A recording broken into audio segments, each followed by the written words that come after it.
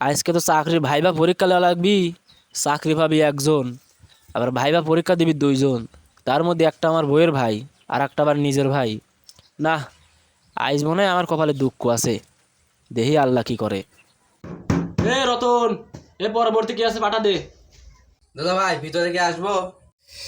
এ আজকে অন্তত দুলাভাই কইস নি, আজ অন্তত ছাড় কো আমাক, আজ অফিসে আমি শ্বশুর বাড়ি ল। স্যার আমি কেউ আসবো? হ্যাঁ হ্যাঁ, বসো বসো বসো। আজ আমার কাগজপাতিগুলো দাও।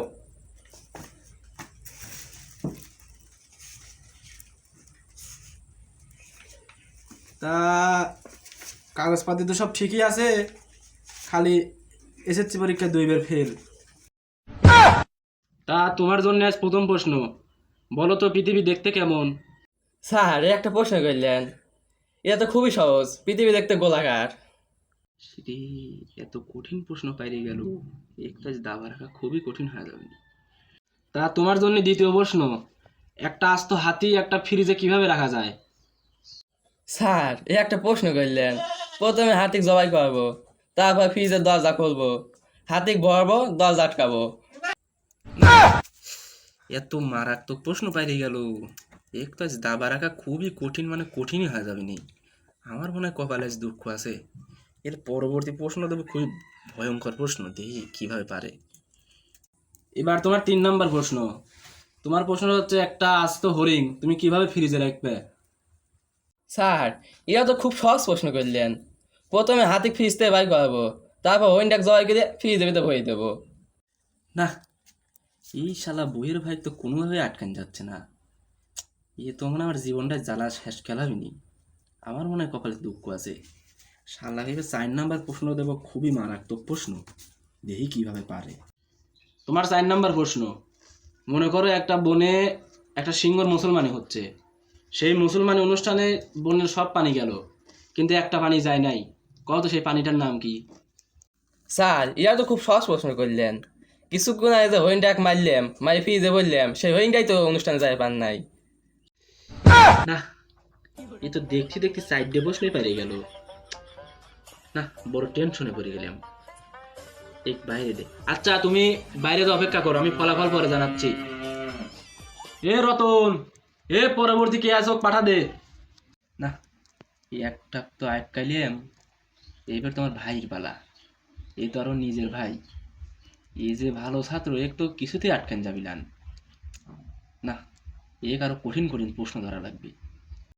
কে ভাই, আমি কি আসবো? এ আজকের দিন তো তুই মুই করে কইস না রে, আমি তোর স্যার, আইজ আজ স্যার কো স্যার। স্যার আমি তাহলে বসলাম।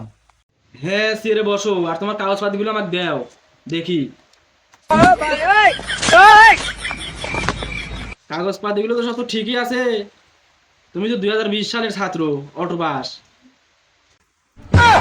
ইস, কাম সারছে রে, মান সম্মান সব শেষ। আচ্ছা প্রশ্ন শুরু করলাম। তোমার প্রথম প্রশ্ন হচ্ছে, একটা প্লেনে যদি 50টা ইট থাকে, ওখান থেকে যদি একটা ইট পড়ে যায়, তাহলে আর কয়টা ইট থাকলো? কও। স্যার এটা তো খুবই সহজ প্রশ্ন, একটা ইট পড়ে গেলে 49টা ইট থাকে। না, আমার কপালে মনে হয় সত্যি সত্যিই দুঃখ আছে। বইয়ের ভাই জীবনটা জ্বালাত হয়ে গেল, নাকি নিজের ভাইও আরো জীবন জ্বালাচ্ছে। যে প্রশ্নই ধরি ফটাফট উত্তর দিচ্ছে। না, এটা একটা কঠিন প্রশ্ন ধরা লাগবে, খুবই কঠিন। আচ্ছা এবার তোমার দ্বিতীয় প্রশ্ন। মনে করো একটা জঙ্গল দিয়ে একটা বৃদ্ধ লোক হাঁটে যাচ্ছে, তার সামনে আছে বাঘ, পিছনে আছে সিংহ, কিন্তু এই দুইজনের কেউই বৃদ্ধ লোকে খাইলো না, কিন্তু বৃদ্ধ লোক মরে গেল। কিভাবে মরলো একটু কও তো। স্যার আপনি হাসালেন, এটা তো আরো সহজ প্রশ্ন। ওই যে প্লেন থেকে একটা ইট পড়লো, এই ইটটা পড়ে বৃদ্ধ লোক মারা গেছে। আচ্ছা এবার তোমার 3 নম্বর প্রশ্ন, কও তো 5 আর 5 কত হয়? স্যার এটা তো আরো সহজ প্রশ্ন, 5 আর 5 যোগ করলে 10 হয়, ওই 5 আর 5 মাইনাস করলে 0 হয়, আর 5 আর 5 জোড়া করলে 55 হয়। দেখতে দেখতে 3টে প্রশ্ন পেরিয়ে গেল। এই 4 নম্বর প্রশ্নটা করবো মারাত্মকের উপর মারাত্মক, তা কোনোতে উত্তর দিবেন না পারে। এই প্রশ্নটা করবো ভাইবে চিনতে। এইবার তোমার খবর আছে। আচ্ছা এইবার তোমার জন্য এটা শেষ প্রশ্ন, কও তো এই সারা পৃথিবীতে মোট কয়টি গ্রাম আছে?